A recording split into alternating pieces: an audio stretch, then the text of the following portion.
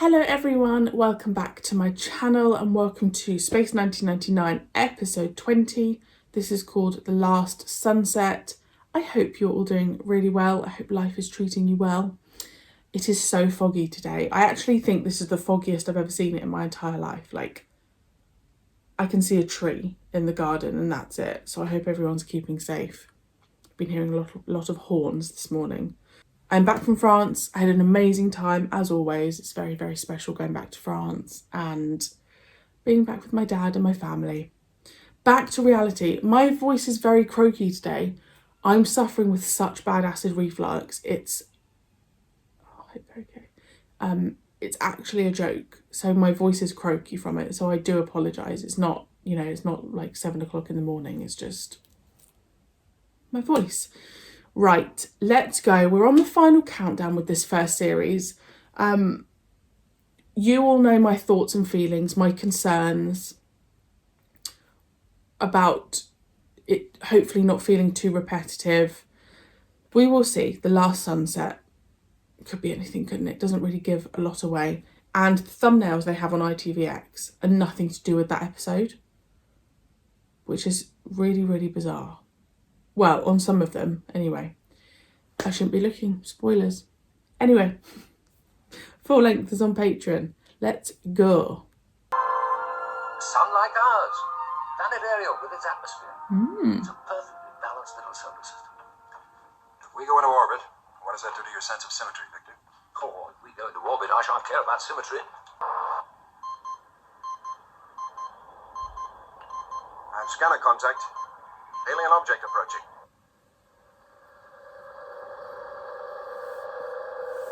Can't shake it off.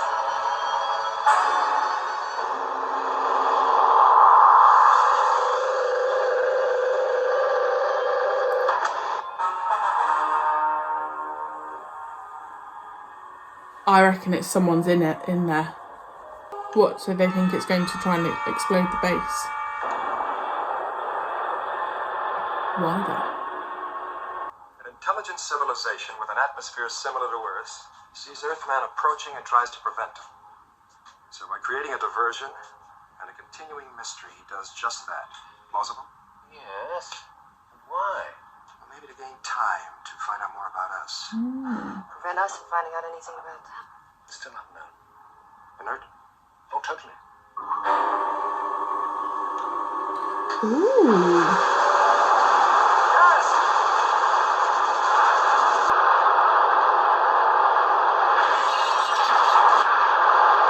Ay, ay, ay.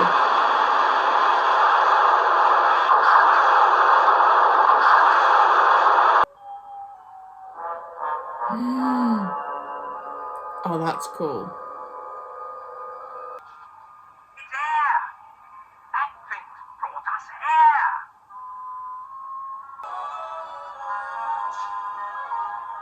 See, now I wish they would just live happily ever after on a By the time planet. we go into orbit, it will be almost the same as Earth's. Fano, has computer analyzed my data yet?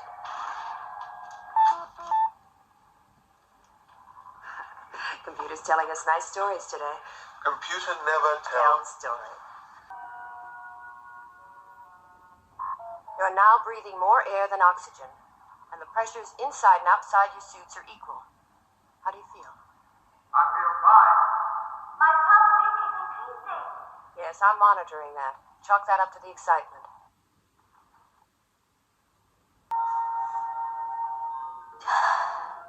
Smells very good. Like what? Like country air. Oh, look at them. I know this is all going to go tits up, but I'm enjoying this. I'm glad we've had an episode like this. Not exactly her. I am happy with anything that gets me out of Alpha. There are thoughts we just can't allow ourselves to think.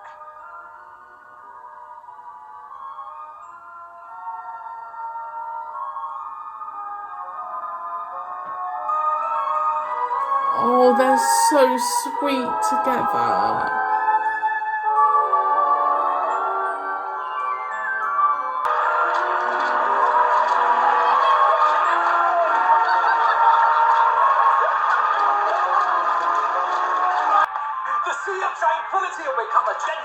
Yeah, but it's being controlled by a machine. We've been combing the universe, searching for a new Earth. And now suddenly, thanks to our mysterious friends of the planet Ariel, we found it. Right here under our very noses. Peter can't read much of this data. There's too much interference. We put all the filters in. It's the best we can get. They must be flying into an electric storm or something.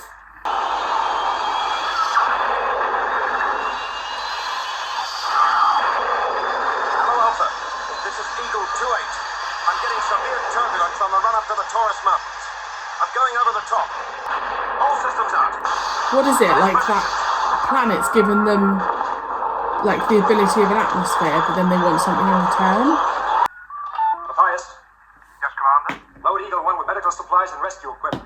You're coming with me. So 9 to pad 1, so 12 to pad 3, So 2-4 to pad 5.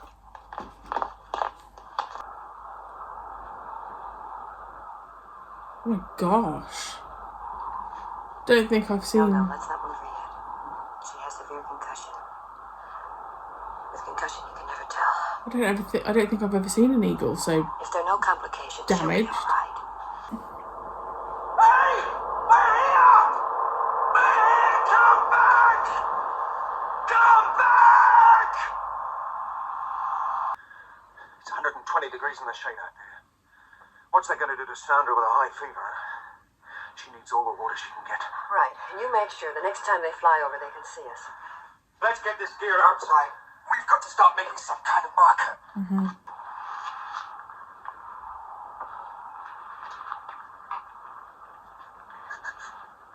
There must be something we can do.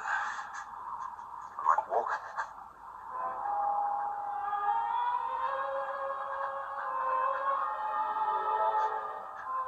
I feel like their orange suits would be easier to spot than the boxes they've put out. Nice liftoff, Commander. No systems malfunction indicated. Oh no, stop him. For heaven's sake, stop him! Bring him back!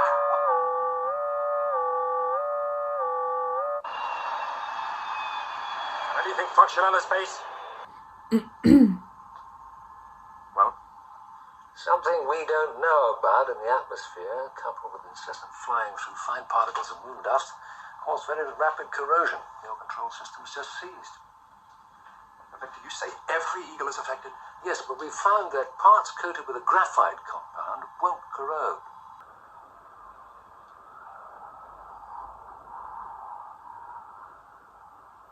He's gonna go, isn't he? Because he just said, oh, you're getting better. So I reckon they're lining it up that something's gonna happen to Paul.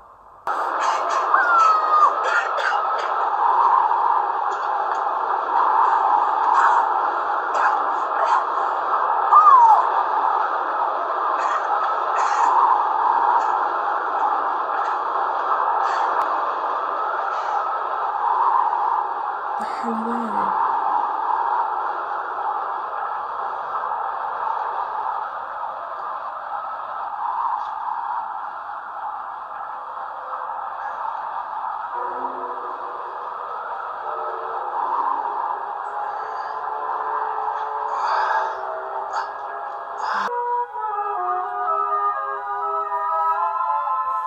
Home. The new city of Alpha. You'll be cooler up here when the sun's up. It gets whatever breeze is going. Thank you, boy. But We found our home. We're the first Earthmen. This is our Garden of Eden. Look, let's stick to the ration cubes for breakfast while I do what tests I can. Then if it's all right, and you're still all right, we'll all try it. How long will that take? Lunchtime. Maybe that's why those things were sent, to stop them going to the planet. They gave us air. Right. Which will turn into an ice cap the moment we pass beyond the warmth of Ariel's sun. And Alpha will be crushed to death. I'm not sure that it's safe, but I think maybe we should try. Of course. I'll do some more tests when we get back. We're not going back. We're staying right here to begin our new life. None of this happened by chance. We're given an atmosphere. That was sacred bread, Alan. That was sent to us in our time of need. Oh, wait a minute.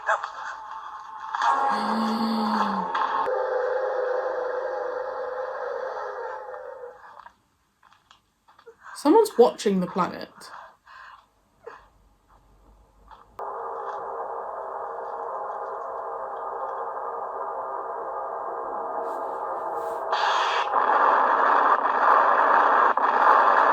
Woo! Commander, 15 degrees left. Leave her alone! There's no time for us here to leave her alone! Paul. We have laid the foundation stone of mankind's future. Sandra and I. Sandra, go and get some help.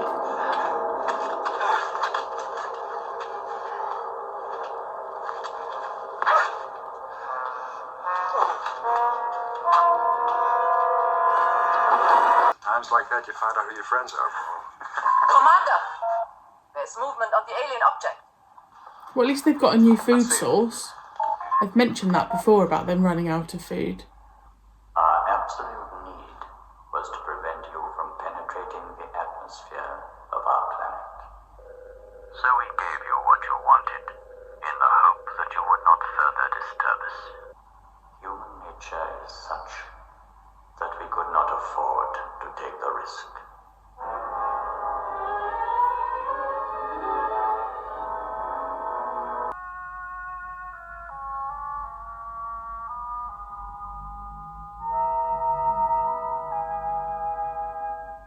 Right, place your bets now as to what I'm about to say.